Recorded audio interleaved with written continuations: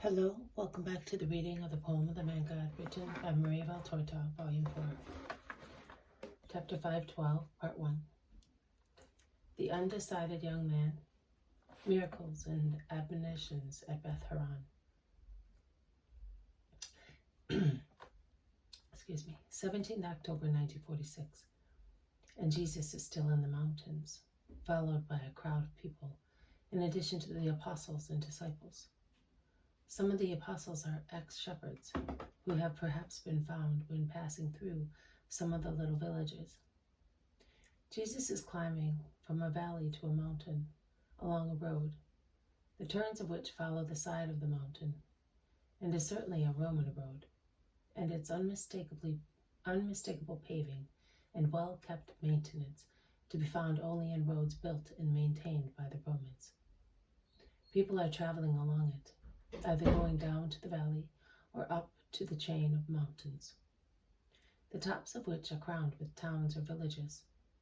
And some of the wayfarers, seeing Jesus and those following him, ask who he is and join the group.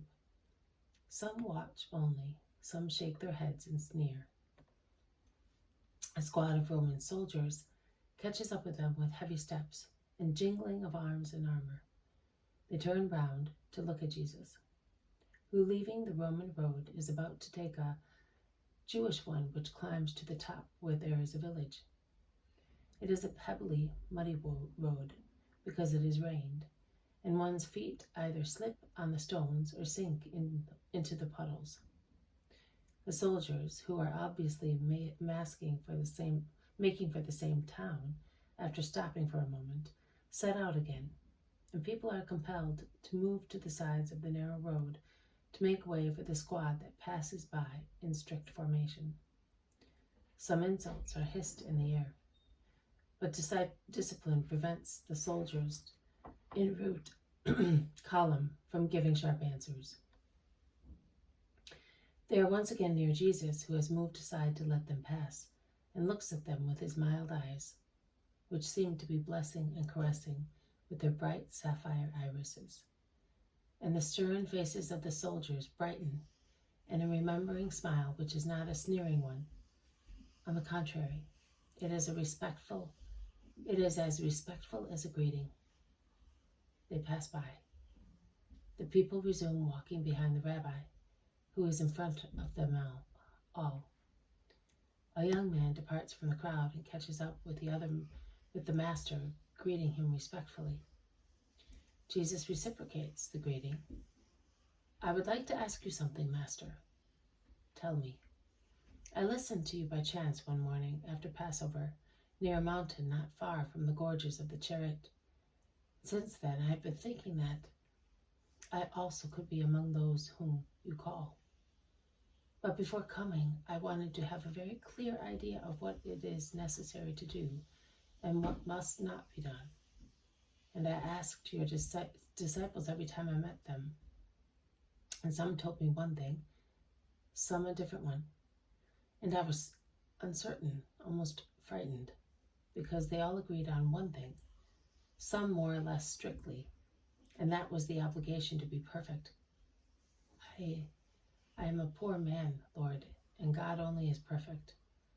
I listened to you a second time, and you also said, be perfect. And I lost heart.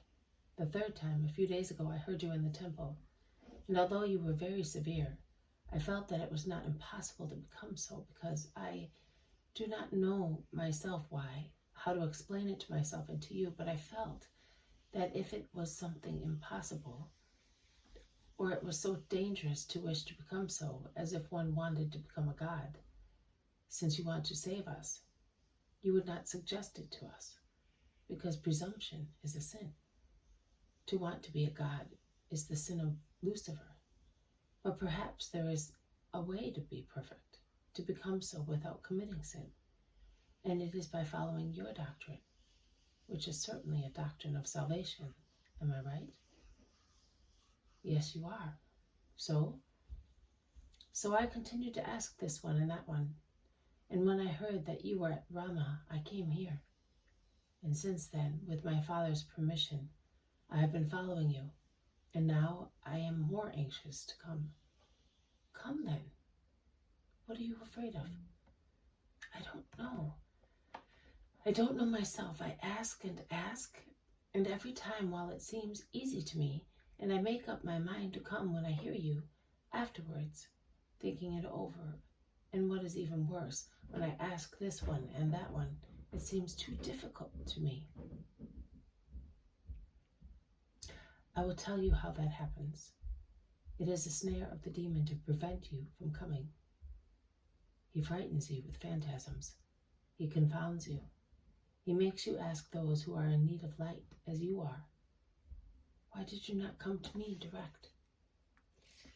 Because I was not afraid, but our priests and rabbis, so difficult and proud.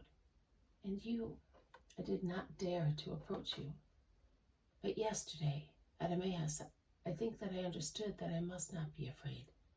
And now I am here to ask you what I would like to know. One of your apostles a short time ago said to me, "Go, and do not be afraid. He is kind also to sinners." This has been a reading from the poem of the Man God, written by Maria Valtorta, Volume 4. Chapter 512, Part 1. The Undecided Young Man, Miracles, and Admonitions at Beth-Horon. Thank you for listening. I will see you tomorrow. May God bless you, and may peace be with you.